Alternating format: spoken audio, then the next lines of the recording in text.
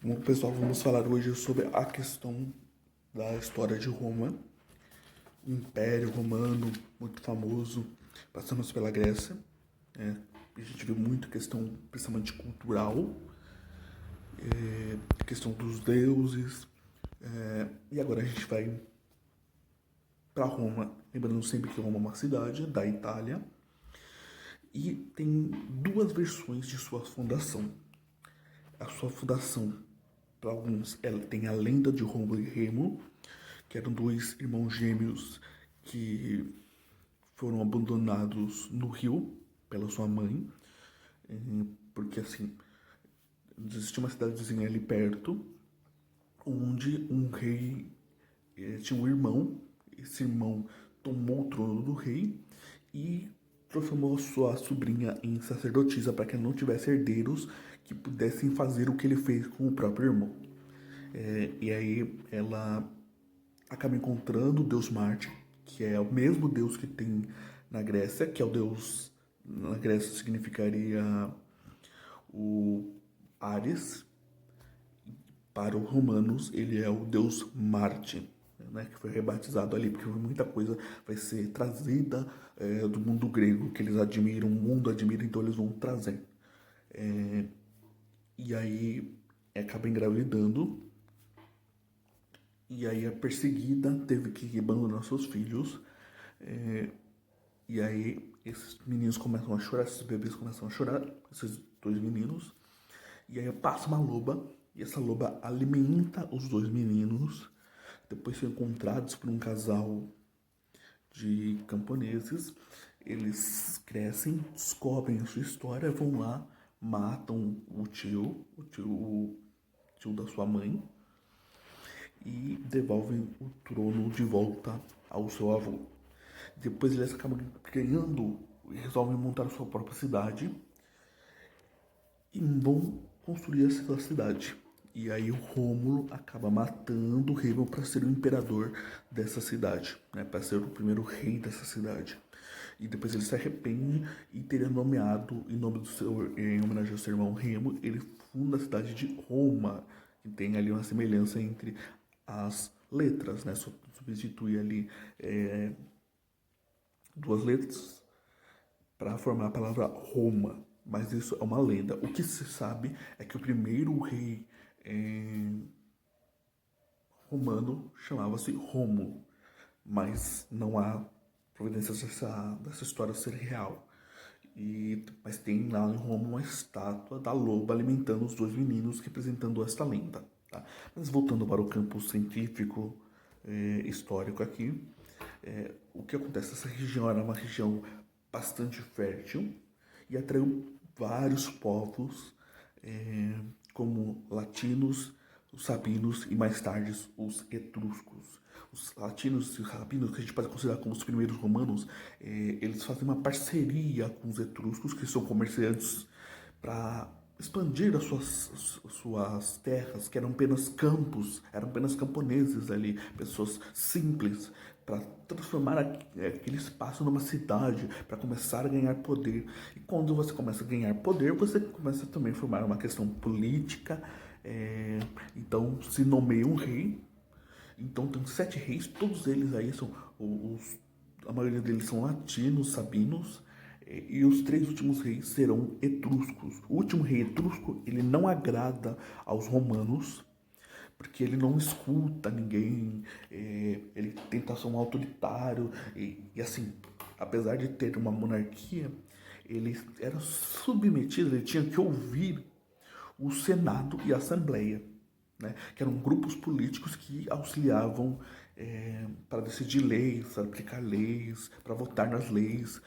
Então não era um absolutismo que a gente conhece na Europa mais para frente, mas era uma monarquia onde você tinha um rei, mas que também tinha lá um grupo de políticos que o auxiliava, né? O que vai acontecer? Ele não vai escutar esse grupo, eles vão tirá-lo do poder, porque não está dando certo, essa monarquia não está dando certo para Roma. Então eles resolvem tirá-lo do poder e criar uma república. Exatamente, Roma vai criar uma república para, né, ter administradores que ficam de tempo em tempo assim, não correr o risco novamente de ter um rei que não queira escutar o que é importante para todo mundo, né? Para que tenha um espaço para todos ali. Então se tira a monarquia e se funda uma república. Para a gente entender essa questão da república, a gente tem que entender como que é a divisão social de Roma. Roma ela é dividida desde o seu começo até o fim de Roma, até a crise de Roma, a queda do Império Romano, a mesma nomenclatura para a sociedade. Então ela é dividida por importâncias. Então você tem os patrícios, que são grandes proprietários de terras, os ricos. Você depois tem os plebeus, que são pequenos proprietários, eles têm terras suficientes para sua subsistência. Você tem clientes que são homens livres, mas que não têm terras. Então eles são abaixo dos plebeus. Então, são pessoas que não possuem terras, mas são livres, não são escravos. E você tem escravos, e tem dois tipos de escravidões. É um tanto diferente da escravidão que a gente vai conhecer no Brasil, na América, que é uma escravidão da seguinte maneira. O escravidão acontecia como? Se você vence uma guerra, os perdedores sobreviventes se tornam escravos dos vencedores. E por dívidas. Por exemplo, pode ser até mesmo um romano. Se você pega dinheiro emprestado de um fazendeiro. Então, o Pedrinho pegou dinheiro emprestado do Joãozinho, mas não tinha dinheiro, depois ele não conseguiu pagar. Então ele era condenado a se tornar escravo por não ter pagado a dívida do Joãozinho. Então o Pedrinho passa a ser escravo do Joãozinho. Então assim, eram as escravidões por dívidas. Tá? Bom, como que funciona essa república? Essa república se criou cargos e funções para várias pessoas. Então você tinha o Senado, que era a pessoa que criava as leis. É parecido com o que a gente conhece mais pra frente aqui, como a gente conhece hoje. É parecido com aquela ideia do legislativo, judiciário, e cada um tem uma função diferente. Então o Senado fazia as leis, a Assembleia votava nessas leis, se é aprovada ou não, e a magistratura, os magistrados que aplicavam essas leis. Mas para isso eram divididos em várias funções. Então você tinha dois consuls. Dois consuls são os dois chefes da república, que eram nomeados de ano em ano. Tá? Depois você tem o pretor, que é aquele que vai aplicar as leis. Né? Então a Assembleia vai lá, a magistratura fala assim, manda, teve a lei aprovada, a pessoa não obedeceu, ela prende a pessoa. Então, como se fosse uma polícia ali. Você tem o edil, que é o ajudante da administração, ele tá ali perto para administrar. Você tem o censor, que ele vai ver, falando quanto você ganha, ciclando quanto você ganha, para fazer os cálculos e depois passar para o questor, que é aquele que vai cobrar os impostos a partir do salário que cada um recebe. Bom, dentro da República, dentro de toda essa organização, onde cada um tem uma função, ninguém é mais poderoso que ninguém, que era a intenção desde o início, principalmente, a gente está falando principalmente das pessoas ricas, não há uma participação das pessoas comuns nessa questão, que é o início do Império, o expandir dentro da República já. Então tinha dois tipos de domínio que aconteceram durante a República. A interna, quando eles dominaram toda a Itália, toda aquela botinha que a gente conhece, e depois eles querem dominar mais territórios além da Península Itálica, que é a Itália, tá? A gente fala Península Itálica, eu estou falando da Itália. Que é a externa, expandir mais do que a Península Itálica. Para isso eles teriam que lutar contra um grupo guerreiro muito poderoso do mar Mediterrâneo, que era o pessoal de Cartago, muito poderoso. A guerra levou anos, mas eles conseguem derrotar Cartago e dominar todo o litoral do mar Mediterrâneo. E a gente pega ali a questão do Egito também. Bom, o que vai acontecer? As pessoas pobres começam a entrar em falência por causa deste domínio. Por quê? Porque toda vez que tinha uma guerra, todo mundo era convocado. Todos os romanos eram convocados para essa guerra de Cartago, para essa guerra da Península Itálica. Mas quem é rico tem como deixar outras pessoas fazendo seus trabalhos. Quem é pobre tinha que abandonar suas terras, muitas vezes em épocas de colheita, e quando voltava não tinha mais os perder os seus alimentos. Durante essa guerra, os patrícios ficavam com os escravos, ficavam com as propriedades espalhadas por todo esse domínio de Roma. Mas os pobres não recebiam, então eles começaram a entrar em falência. Então alguns grupos de pessoas tentaram ajudar os pobres. Todo mundo que tentava propor uma lei, propor alguma coisa que fosse relacionada a ajudar as pessoas pobres, os patrícios matavam. Exatamente, eles matavam, assassinavam essa pessoa. E isso começou a dificultar mais as coisas para muitos desses pobres, muitos desses plebeus que vão acabar entrando em falência. Até que se criou o triunvirato. O primeiro triunvirato, o poder de três, onde três pessoas queriam administrar no lugar dos consuls, também tentando ajudar os pobres. Mas espera aí, professor, por que os patrícios não queriam que isso acontecesse? Porque se você quer investir para ajudar os pobres, você vai ter que tirar o dinheiro de alguém. E de quem vai tirar o dinheiro? Dos patrícios. O patrício quer isso, o rico quer isso? Não, não quer. Então isso acontece. Bom, o primeiro triunvirato então é colocado no poder e eles também têm a intenção de ajudar as pessoas mais pobres. Então o primeiro triunvirato é de Júlio César, Pompeu e Crasso. Bom, o Crasso ele sai para uma batalha, acaba morrendo.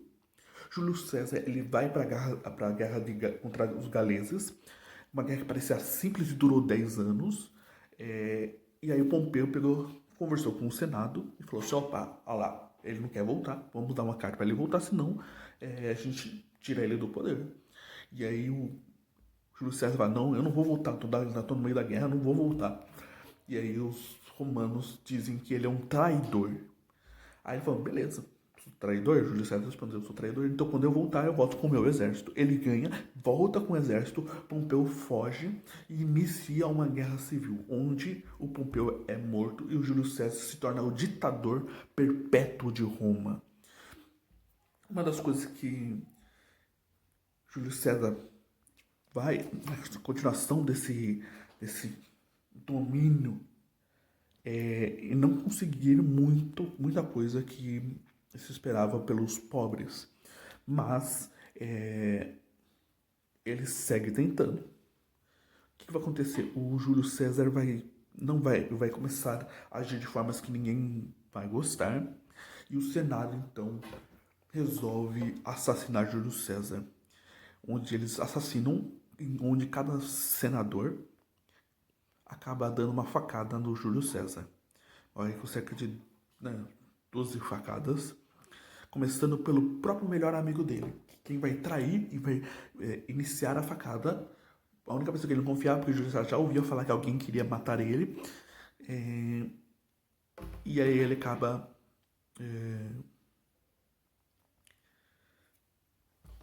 morrendo assim, com todas essas facadas aí. Bom, assim não vai ter o segundo triunvirato, sim vai ter o segundo triunvirato. Vou tentar mais uma vez, só que vai dividir por posses. Então vai dividir entre essas três pessoas. Otávio, você vai ficar com essa região da Europa.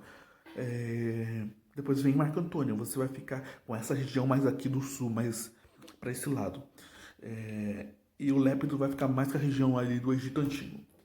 Eles têm cada um função de administrar e cuidar do território que foi lhe entregue para ser administrado. Eles vão fazer isso? Não.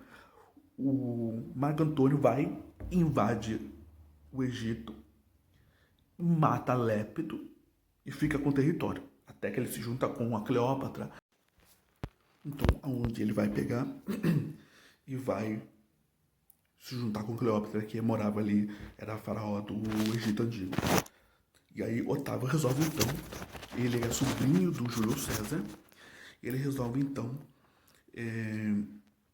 invadir o Egito, mata Marco Antônio, onde Marco Antônio e Cleópatra se matam, e aí ele fica com todo o território, se proclamando imperador de Roma. E aí eles proclamam imperador de Roma, cria algumas leis, como as mais famosas, como Pax Romana, a Paz Romana, onde ele para de conquistar territórios, assim não precisa ficar convocando os pobres, e assim os pobres vão ganhando mais dinheiro. Ele cria também a política do pão e circo, onde ele vai criar grandes espetáculos e dividir e dar comida a todo mundo. Uma dessas coisas que ele faz é perseguir os cristãos. Lembrando que eles tinham aquela ideia de vários deuses politeístas, então eles não acreditavam no cristianismo. Então, muitas vezes eles vão jogar os cristãos naquela arena e vão soltar um leão. E aí as pessoas assistem e vão ganhando alimentos, criando então a política do pão e circo. Bom, a entrada do cristianismo. A entrada do cristianismo começa já na época do Otávio. No início não é aceita, nem, são perseguidos por Otávio, depois vem Nero, até que o Constantino se torna o primeiro imperador de Roma a se converter ao cristianismo, criando a lei do Edito de Limão, o Edito de Milão, que é liberdade para cada um cultuar o que eles acharem melhor. Depois vem o Teodósio, que cria o Edito de Tassólica, que torna o cristianismo a religião oficial de Roma.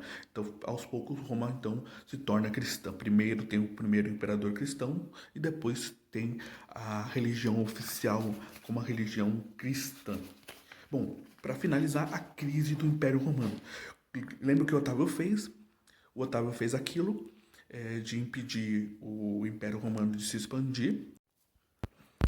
Com isso vai faltar, como a escravidão era o poder financeiro que dava rendimento à população romana e foi parado de expandir, com isso parou de ter escravos, falta escravo, que por isso vai diminuir a arrecadação financeira, que vai impedir que ele pague o exército, ou seja, tendo o exército desorganizado financeiramente, e com um exército desorganizado você não resiste às ameaças dos bárbaros, que a palavra bárbaro significa não romano, a invasão de não romanos que vão passar a invadir Roma e vai tornar Roma cada vez mais frágil e depois, consequentemente, com tantas invasões, a queda do Império Romano, que não resiste a um império tão grande com falta de economia e de rendimento. E aí temos a história do Império Romano. Será que se entendido? A gente se encontra na próxima aula.